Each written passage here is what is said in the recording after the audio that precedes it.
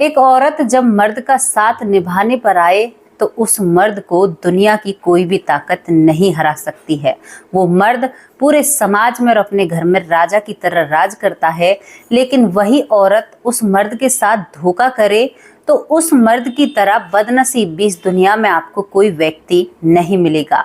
ये जो कुछ लाइनें हमने बोली हैं किसी कारण बस ही बोली होंगी, क्योंकि आज की जो कहानी हम आप लोगों के लिए लेकर आए हैं उस कहानी में एक महिला के चरित्र को दर्शाया गया है।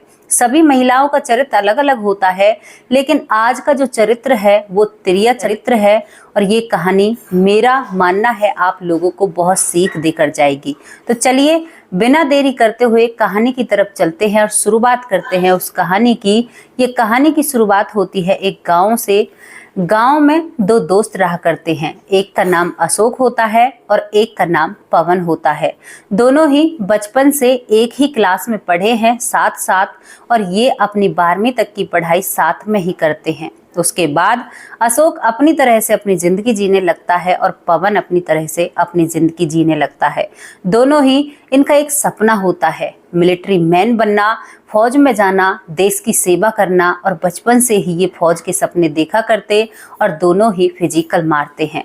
यहाँ पर दोनों भर्ती देखते हैं और दोनों ही लग जाते हैं। लगने के बाद दोनों की ड्यूटी जो होती है वो अलग अलग जगह आती है और ये दो दोस्त अब एक दूसरे से बिछड़ जाते हैं।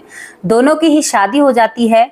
पवन की पत्नी का नाम नीलम होता है और पवन अपनी पत्नी को साथ फौज में ले जाता है।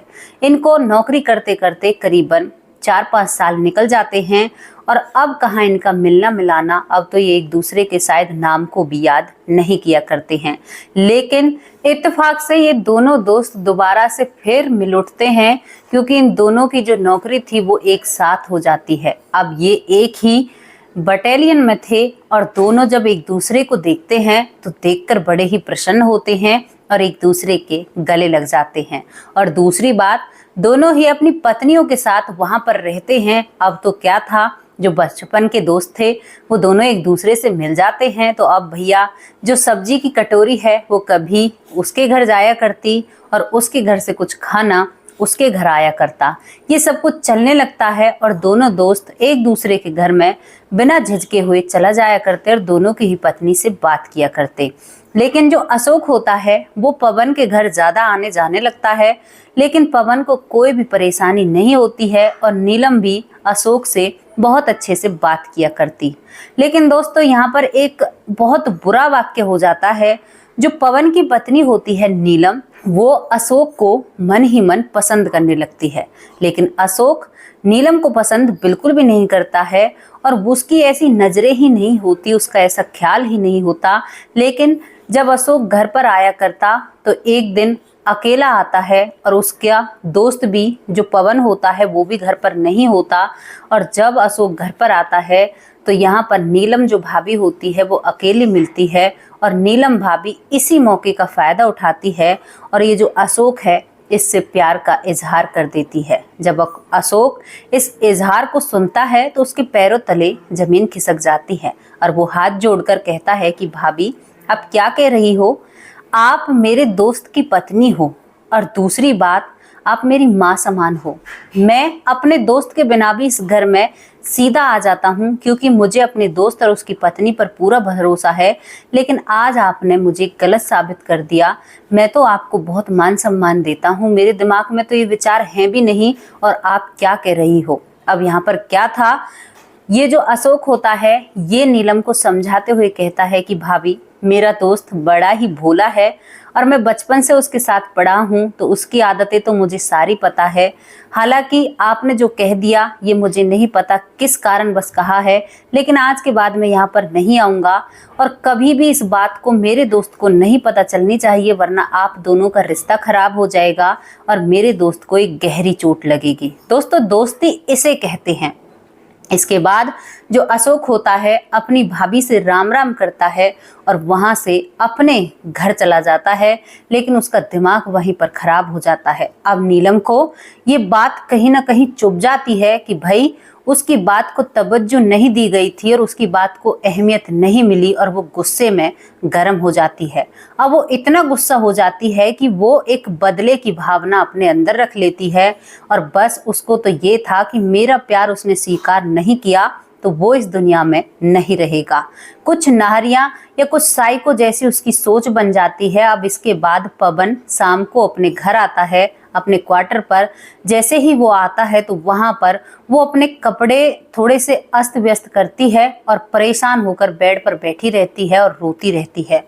जब यहाँ पर मिलिट्री मैन आता है पवन, तो वो आकर अपने जूते भी नहीं उतारता है और अपनी पत्नी को संभालने की कोशिश करता है और कहता है कि तुम आज इतनी क्यों रो रही हो, आखिर ऐसी बात क्या है। तो वो पहले तो अपने पति के गले लगती है, उसकी सहानुभूति लेती है और उसके बाद कहती है कि आज आपको क्या बताऊं, जो बताऊंगी आपके पैरों तले जमीन खिसक जाएगी।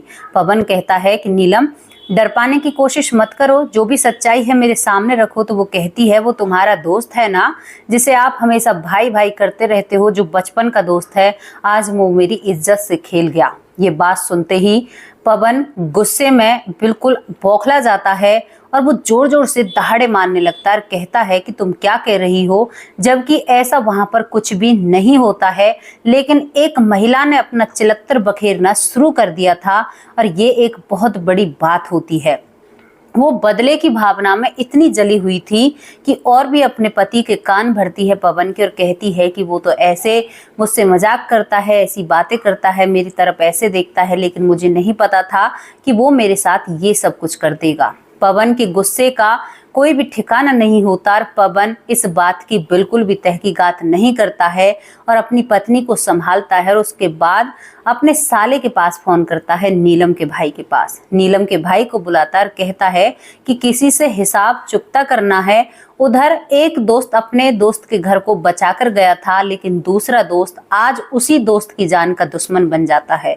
दोस्तों, ये कहानी काफी दिलचस्प होती है। इसके बाद जब उसका साला आ जाता है तो यहाँ पर जो पवन होता है वो कहता है अपने दोस्त से फोन कर कर कि यार आज हमने बड़ा ही स्वादिष्ट खाना बनाया है। अपनी पत्नी को नहलाता है जबकि उसके साथ कुछ भी नहीं हुआ है और उससे अच्छा सा भोजन बनवाता है और उस भोजन में नींद की दवाई डाली जाती है और वो भोजन अशोक के लिए तैयार किया जाता है। वहां पर अशोक आ जाता है क्योंकि उसे कुछ भी ऐसा एहसास नहीं था कि आज उसके साथ क्या होने वाला है। इसके बाद अशोक आता है, टेबल पर खाना लगा हुआ है, सभी लोग बैठकर साथ में खाना खाते हैं। वो तो अपने दोस्त से गप्पे सप्पे मार रहा था और उस बात को छुपाने की कोशिश कर रहा था कि मेरे दोस्त को अगर पता चल गया कि भाभी ऐसी हैं तो ये घर बिगड़ जाएगा।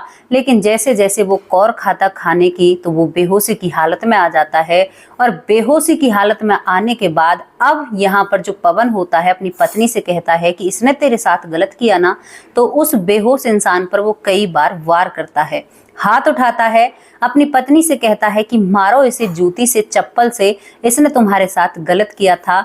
लेकिन जो पिट रहा था वो बेकसूर था, उसने कोई भी कसूर नहीं किया और वो बेहोशी की हालत में पिटता रहता है। और यहाँ पर एक सगा दोस्त अपने दोस्त की गर्दन को दबाकर उसे इस दुनिया से ही रुखसत कर देता है, इस दुनिया से विदा कर देता है।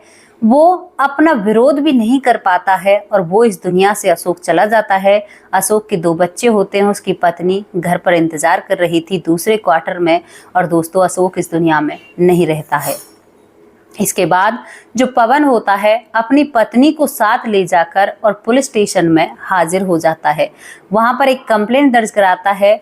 अशोक वहीं पर पड़ा रह जाता है इस पवन के घर में ही। और पवन की पत्नी जब वहां पर पेश हो जाते हैं तो पुलिस के हाथों में एक केस आ जाता है। मिलिट्री का भी इसमें वो होता है। तो दोस्तों, मिलिट्री की अलग पुलिस होती है, अलग कानून होता है। तो वहां पर जब तहकीकात चलती है और उस पत्नी का जब चेकअप होता है तो उसमें निकलता है कि इसके साथ तो कुछ गलत हुआ ही नहीं था और यहाँ पर एक व्यक्ति ने निर्दोष व्यक्ति को भगवान को प्यारा कर दिया, वो भी केवल अपनी उस पत्नी के उस भड़काऊ बयान से। उसने एक बार भी ये जानने की कोशिश नहीं की कि जिसके साथ मैं बचपन से रह रहा हूँ उसकी नीयत आज तक खराब नहीं हुई तो आज कैसे खराब हो जाएगी। लेकिन जब नीलम से फौज की पुलिस पूछताछ करती है तो नीलम बताती है कि आज मेरा जो बदला था वो पूरा हो गया। उसकी इतनी औकात जो वो मेरे प्यार को ठुकराए। और दोस्तों, थोड़ी सी दिमागी हालत भी नीलम की इधर उधर लगती है। हालांकि उसके पति को, पवन को, कभी एहसास नहीं हुआ कि उसकी पत्नी की दिमागी हालत इतनी अच्छी नहीं है, लेकिन उस महिला ने साबित कर दिया था वो एक साइको की तरह बन चुकी थी। अब दोस्तों, इस कहानी में आप क्या कहना चाहोगे? कहानी नहीं है, ये सत्यता पर आधारित है। नाम बदल दिए गए हैं क्योंकि मिलिट्री का काम है। और इस चीज में आप किसका साथ देना चाहोगे, किसको अच्छा बताओगे? अशोक को या पवन को या नीलम को? सभी के बारे में आप कुछ कह सकते हो, लिख भी सकते हो, बता सकते हो। और ये कहानी आपको कैसी लगी, ये घटना आपको कैसी लगी, आप इसके बारे में भी अपनी राय रख सकते हो।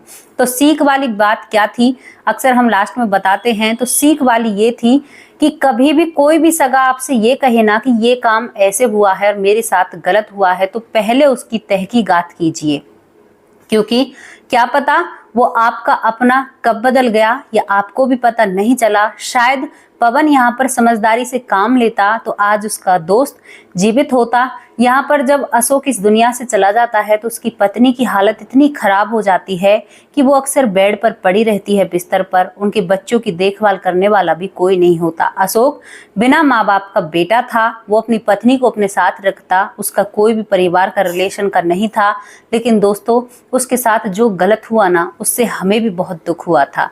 ये कहानी, ये जो भी चीजें हैं, इनसे सीख लीजिए, अपने जीवन में उन बातों का अमल कीजिए। और कभी भी ऐसा कोई फैसला मत लीजिए जिससे आपकी जिंदगी या आप किसी और की जिंदगी को खराब कर देते हैं। तो जो भी आपकी राय है कमेंट बॉक्स में रखिए।